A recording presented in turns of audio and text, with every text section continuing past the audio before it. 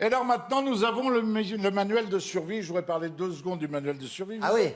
Vous êtes au départ du manuel de survie, mon général, non ça. 18 pages, 70 millions d'exemplaires, un truc qui est complètement hors de prix. Si t'imagines, on pourrait pas imaginer ça dans un pays qui est endetté de 3 000 milliards d'euros. C'est pas possible, tellement ça va coûter. Mais il sert à désangoisser les Français, ou plutôt à les infantiliser.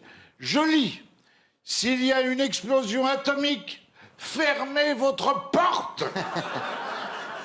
Merci, papa Macron. Ça me rappelle les trucs du Covid, tu sais, avec panier runaché, vous savez. Lavez-vous les mains. Pour économiser l'électricité, il avait dit, si votre frigidaire est vide le 15 du mois, éteignez-le.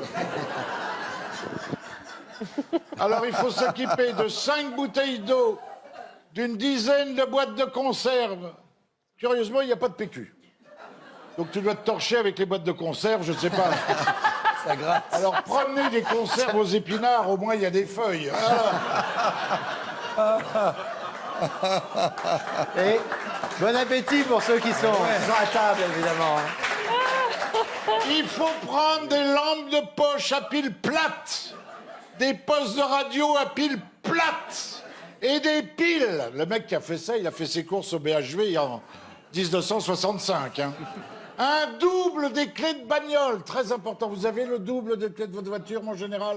Très important. Imagine, si ta bagnole a été explosée par un missile russe, t'as un double des clés pour faire un tour avec l'épave qui reste. Il faut 2 paires de lunettes. Si t'as pas vu passer le premier missile, tu peux voir passer le deuxième.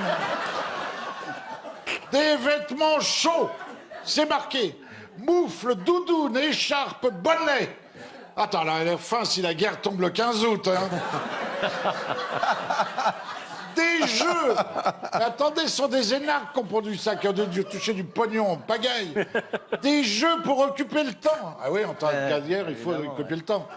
C'est très, très pratique de jouer au Mikado quand il y a la secousse des bombardements. Et puis alors, 2 solutions importantes, le mec a... Oh putain. Un conseil cornélien, rester chez soi ou évacuer. Non mais c'est dément. Alors je termine. Alors comme l'a dit Philippe de Villiers sur CNews l'autre soir, il a dit, ils sont tapés. Mais ils sont vraiment tapés, non mon général? Vous pouvez pas parler avec une gégène, je vous fais parler quand même.